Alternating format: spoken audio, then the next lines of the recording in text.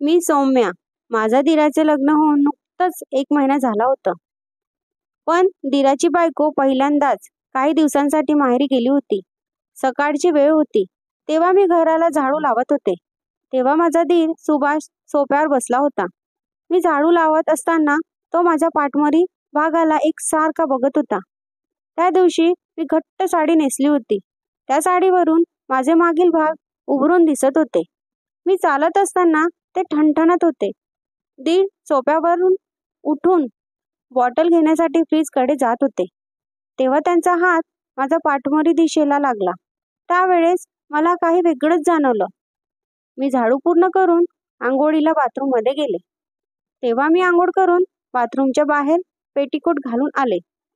बेडवर ठेवलेली साडी हातात घेऊन साडी घालतच होते की बेडच्या बाजूला सुभाष लपलेला दिसला. तेव्हा मी लगेच त्याला रूमच्या बाहेर काढलं. तेव्हा मी जास्त काही त्याला बोलले नाही. नंतर मी छान तयारी करून किचनमध्ये स्वयंपाक बनवला.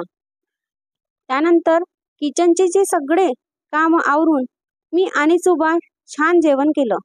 त्यानंतर मी 2च्या सुमारास मार्केटमध्ये गेले. तिथून येता येता मला रात्र झाली. मी फार थकली होती. मी मार्केटमधून येताना सुभाषसाठी जेवणाचा पार्सल आणला होता. तो पार्सल मी त्याच्या हाती देऊन मी बेडरूममध्ये गेले. मी बेडरूमचा दार टेकून ठेवला होता. मी फार थकले असल्यामुळे मी फोन सायलेंटवर ठेवून झोपी गेले आणि मी झोपी गेल्यावर माझ्या नवऱ्याचा फोन आला होता. पण मी मोबाईल सायलेंटवर ठेवला होता.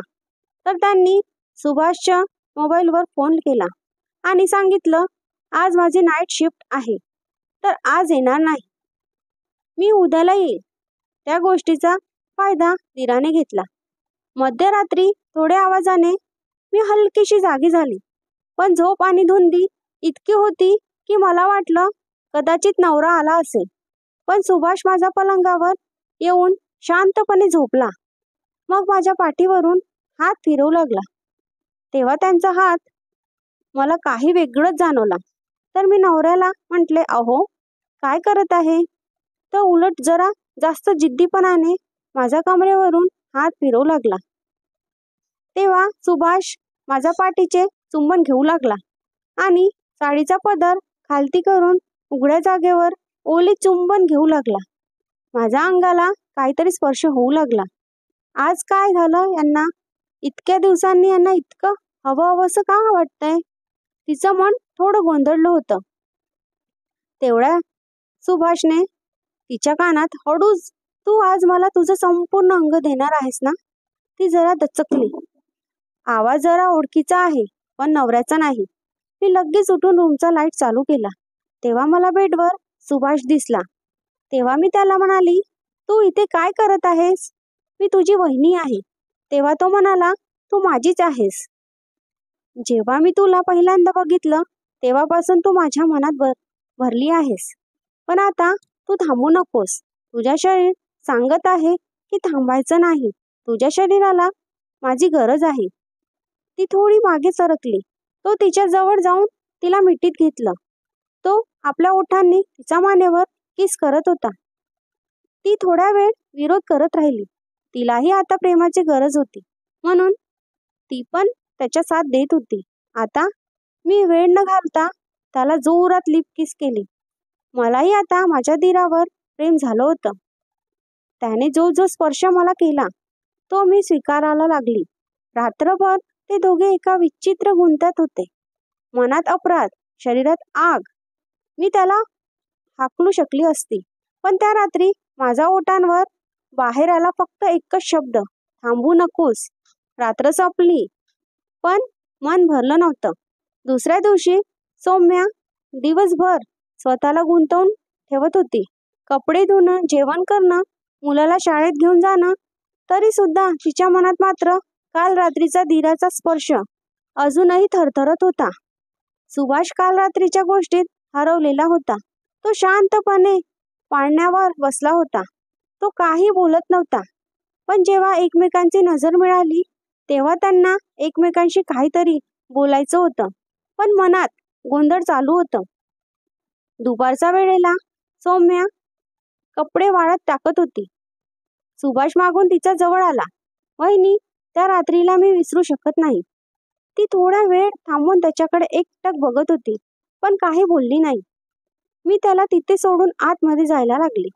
तेव्हा सुभाष म्हणाला, तुझा कालचा स्पर्श, तुझा मानेचा सुगंध अजूनही त्याच्यात माझा श्वासात अडकला आहे. ती हळूच बडबडली. तो घाबरला होता, पण सुभाषने हळूच माझा हात पकडला. दोघांचे हात एकमेकांच्या हातात गुंतले होते. तो तिचा जवळ आला. आमचं श्वास एकमेकात खेळत होतं. माझे हात त्याच्या छातीवर होते. सुभाष म्हणाला, अजून एकदा मला तुझ्या कुशीत झोपायला दे. तिने त्याला घट्ट मिठी मारली. ती म्हणाली, मला माहित आहे हे चुकीचं आहे, पण मला तुझ्या मिठीत गिलावा वाटतोय. दोघे हळूहळू खोलीत गेले. तिने दरवाजा आतून बंद केला. आतमध्ये मंद प्रकाशात ते दोघं गेले. त्याच्या हाताने तिची साडी हलक्याने खाली घसरली. तो तिच्यावर हात ठेवून किस करत होता. इतक्यात ती फार गरम झाली. त्यावेळेस शरीर न बोलता प्यार मागत होता. त्यांचे ओठ एकमेकांवर होते. रात्र नव्हती, पण वातावरण रात्रीसारखंच झालेलं होतं. आता घरी कोणी नसताना आमचं कोणत्याही वेळेस जवळ येणं चालू झालं होतं. 2 आठवड्यानंतर शुभाची बायको काव्या माहेरातून परत आली. संध्याकाळी सौम्या किचनमध्ये स्वयंपाक करत होती. त्याने हळूच तिच्या बाजूला जाऊन तिच्या हाताला स्पर्श केलं.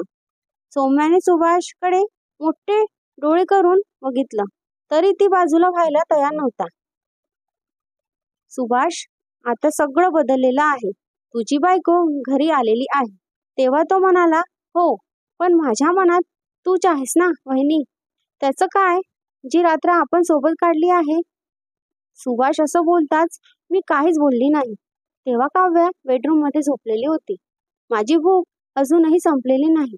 काव्याला सुरुवातीला काहीच जाणवलेलं नाही. सुभाष काव्यासोबत नेहमीसारखा हसायचा, बोलायचा, तिला मिठीत घ्यायचा, पण त्या मिठीत आता त्याला वहिनीच पाहिजे होती. एक दिवस ती जेवण करत असताना सुभाष सौम्याचा डब्यातील तूप तिच्या पोळीत घालतो. काव्या हे पाहून थोडा वेळ थांबली. सुभाष, तू कधीपासून वहिनीवर इतकं लक्ष द्यायला लागलास? तो हसला. अगं, ती एकटी सगळं करते, आपण थोडं मदत करायला हवं ना. काव्याच्या मनात संशय यायला चालू झालं होतं. दुसऱ्या दिवशी ती लवकर उठली आणि हळूच हॉलमध्ये आली. मी हळूहळू त्या खोलीकडे गेली आणि त्या दाराजवळ जाऊन उभी राहिली. वहिनीच्या खोलीतून मंद आवाज येत होता. तितक्यात आतून कपड्यांची गडबड, कुसूर आणि हळूवार हसण्याचा आवाज ऐकू येत होता. बाहेर माझ्या छातीत धडधड व्हायला लागली. मी काही न बोलता तिथून निघून बेडरूम मध्ये आले. माझी नजर आता सुभाषवर होती. त्या रात्री सुभाष झोपताना सौम्याच्या रूमकडे एक नजर टाकून मग बेडरूम मध्ये आला. मी ते लपून पाहत होते. तिने सुभाषला काही विचारलं नाही, पण त्या रात्री मला झोप लागत नव्हती.